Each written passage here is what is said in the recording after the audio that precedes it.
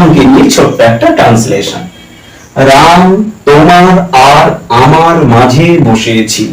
ভালো কথা বসেছিল, তাহলে আমাদের সমস্যা কোথায়? সমস্যা বাক্যটা ট্রান্সলেশন করতে গেলে যখনই আমরা লিখবো Ram sat between you and I, কোন এক অজানা কারণে বাক্যটা আবারও ভুল হয়ে গেল। কেন ভুল হয়ে গেল নিশ্চয়ই জানতে আগ্রহ হচ্ছে, জানাবো। আদতে এই বাক্যটা ভুল হয়েছে ছোট্ট একটা প্রিপোজিশনের জন্য।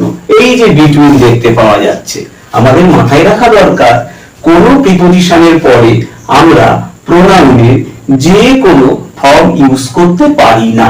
তাহলে ব্যবহার করতে হবে কোনটা? মনে রাখবে, প্রোনাউনকে সবসময় অবজেক্টিভ ফর্মে প্রিপোজিশনের পরেই ব্যবহার করা যাবে। যদি প্রিপোজিশন থেকে থাকে, প্রোনাউনটাকে অবজেক্টিভ ফর্মে চেঞ্জ করব, তারপরেই ব্যবহার করব।